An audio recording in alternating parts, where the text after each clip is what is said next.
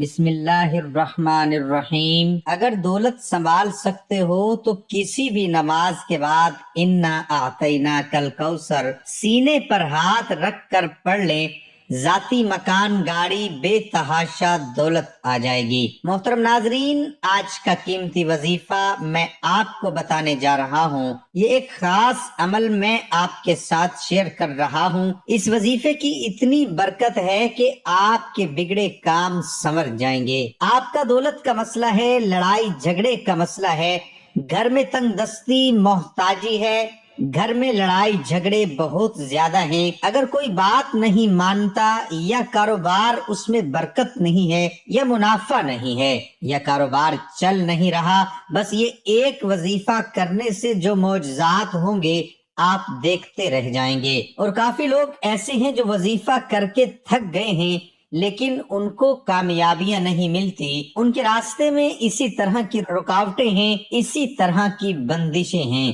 تو ان کے لیے بھی یہ عمل ہے، وہ بھی اس وظیفے کو کر لیں تو انشاءاللہ اللہ پاک ایسا معجزہ فرمائیں گے، اللہ پاک ایسا کرم فرمائیں گے کہ تمام مشکلات، تمام پریشانیاں ختم ہو جائیں گی۔ آج کے دن یہ خاص وظیفہ کیجئے۔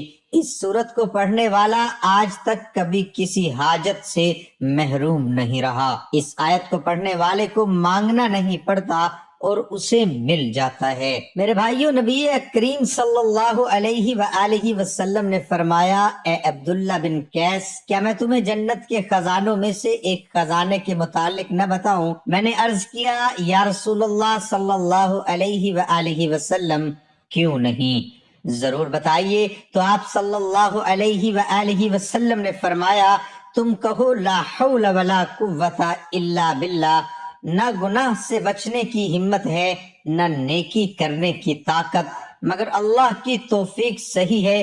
بخاری اور مسلم نے اس کو روایت کیا ہے۔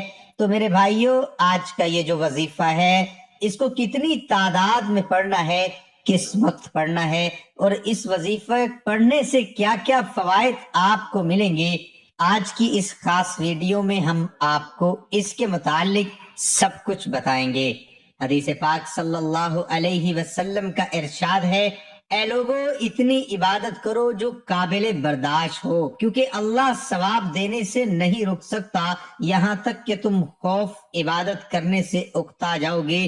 اب آپ نے اس سورت کو کیسے پڑھنا ہے، کس ترتیب سے پڑھنا ہے، یہ اب طریقہ کار جان لیجئے۔ جب تک آپ کو طریقہ کار نہیں پتا ہوگا پھر عمل اثر نہیں کرتے، کچھ خاص احتیاط ہوتی ہیں، تو اب اس کا طریقہ کار جان لیجئے۔ احتیاط میں سب سے پہلے یہ ہے کہ کس وقت آپ نے اس عمل کو کب کرنا ہے۔ دیکھیے، آپ فجر، ظہر، عصر، مغرب، عشاء، تہجد کسی بھی نماز کے بعد کر سکتے ہو، اس میں کوئی پابندی نہیں۔ جب بھی آپ کو وقت ملتا ہے آپ اس وظیفے کو کر سکتے ہو، اس میں کوئی پابندی نہیں ہے۔ کوئی بھی مرد کر سکتا ہے، کوئی بھی عورت کر سکتی ہے۔ اکثر کچھ مردوں کو بھی مشکلات کا سامنا ہوتا ہے، کیونکہ مرد بیچارے اپنی بیوی بچوں کے لیے، اپنا گھر پالنے کے لیے باہر محنت مشقت کرتے ہیں۔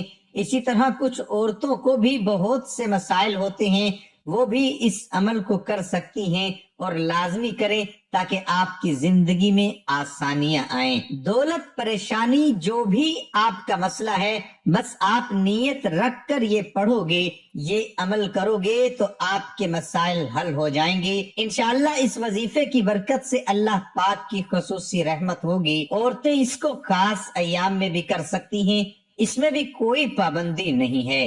اگر آپ کوئی عمل کرتے ہیں، کوئی وظیفہ کرتے ہیں، کوئی تسبیح کرتے ہیں، اس کے فوراً بعد بھی اس عمل کو کیا جا سکتا ہے، اس میں بھی کوئی پابندی نہیں ہے۔ وقت کو مد نظر رکھ کے وظیفے کی طرف چلتے ہیں۔ اعوذ باللہ من الشیطان الرجیم، بسم اللہ الرحمن الرحیم۔ یہ وظیفے کا حصہ ہے، آپ نے لازمی پڑھنا ہے۔ اس کے بعد آپ درود شریف پڑھیں گے، ایک بار میرے ساتھ بھی پڑھیے، اللہم صلی علی محمد وعلی آل محمد کما صلیت علی ابراہیم وعلی آل ابراہیم إنك حميد مجيد. اللهم بارك على محمد وعلى آل محمد كما باركت على إبراهيم وعلى آل إبراهيم إنك حميد مجيد. یہ درود پاک آپ نے 7 بار پڑھنا ہے آپ صلی اللہ علیہ وآلہ وسلم کی ذات پر. اور اگر کسی میرے بہن بھائی کو یہ درود پاک نہیں آتا، کوئی سا بھی پڑھ سکتا ہے جو اس کو آتا ہے. اور اگر کوئی بھی نہیں آتا تو وہ اتنا کہہ سکتا ہے صلی اللہ علیہ وآلہ وسلم. اس کے بعد آپ نے یہ سورت انا اعطیناک الکوثر پڑھنی ہے. قرآن پاک کی سورت کوثر کے نام سے بھی ہم جانتے ہیں. اس سورت کو آپ نے کب پڑھنی اور کیسے پڑھنی ہے، کتنی بار پڑھنی ہے، سب طریقہ بتاؤں گا. انشاءاللہ جب آپ اس وظیفے کو کریں گے یہ سب پریشانیاں آپ کے اوپر سے دور ہو جائیں گی. اللہ پاک اسی صورت میں ہمیں یہ آگاہ بھی کر رہے ہیں کہ ہم غمگین اور اداس نہ ہوں، کیونکہ ہر مصیبت کے بعد آسانی ہوتی ہے. لہٰذا اگر کوئی اللہ تعالیٰ کے دین پر ایمان رکھتا ہے، اللہ تعالیٰ کے وعدوں پر کامل بھروسہ رکھتا ہے، اور اللہ تعالیٰ کے کلام اور رسول اللہ صلی اللہ علیہ وآلہ وسلم کی باتوں پر مکمل یقین رکھتا ہے، تو وہ مصیبت کے بعد آسانی ضرور دیکھے گا اور اس کی زندگی میں تنگی کے بعد خوشحالی ضرور آئے گی. آپ نے اس سورت کو صرف 21 بار سینے پر ہاتھ رکھ کر پڑھنا ہے، اچھی طرح پڑھنا ہے. اور جب آپ اس کو پڑھیں گے آپ کے ذہن میں آپ کے مقصد ہوں، جو آپ کے لیے مشکلات بنی ہوئی ہے، جو آپ کی حاجتیں ہوں، آپ یقیناً اس نیت سے ہی کریں گے کہ آپ کے تمام مسائل دور ہو جائیں. اب آپ نے وہیں بیٹھے جگہ چھوڑے بغیر لا حول ولا قوت الا باللہ العلی العظیم، لا حول ولا قوت الا باللہ العلی العظیم، صرف اتنا پڑھنا ہے کہ میں پورے یقین کامل سے کہتا ہوں کہ اس تسبیح کو ہر کوئی جانتا ہے. لا حول ولا قوت الا باللہ کا مطلب حضرت عبداللہ بن مسعود رضی اللہ عنہ فرماتے ہیں کہ لا حول ولا قوت الا باللہ کو میں نے رسول اللہ صلی اللہ علیہ وسلم کے سامنے پڑھا تو آپ صلی اللہ علیہ وسلم نے فرمایا کہ اس کا مطلب جانتے ہو کیا ہے؟ میں نے عرض کیا اللہ اور اس کے رسول صلی اللہ علیہ وآلہ وسلم خوب جانتے ہیں. آپ صلی اللہ علیہ وسلم نے خود ہی ارشاد فرمایا اس کا مطلب یہ ہے گناہ سے بھرنے کی طاقت نہیں مگر اللہ کی حفاظت سے، اور اللہ کی عبادت کرنے کی قوت نہیں مگر اللہ کی مدد سے. اور فرمایا جو بندہ ہر وقت استغفار کرتا رہتا ہے اللہ اس کی ہر مشکل آسان کر دیتا ہے اور ہر غم دور کر دیتا ہے اور ایسی جگہ سے روزی دیتا ہے کہ جہاں سے اس کا گمان بھی نہیں ہوتا. اس کی آپ نے 100 دانوں کی ایک تسبیح کرنی ہے. اس کے بعد آپ نے دعا کرنی ہے سبحان اللہ یا رب کریم، یا اللہ آپ کو اپنی شان کریمی کا واسطہ ہم گناہ گاروں پر اپنے گھر کے دروازے بند نہ کر، ہم سیاکار ہیں لیکن ہیں تو تیرے ہی بندے، تیرے سوا ہمارا کوئی سہارا نہیں.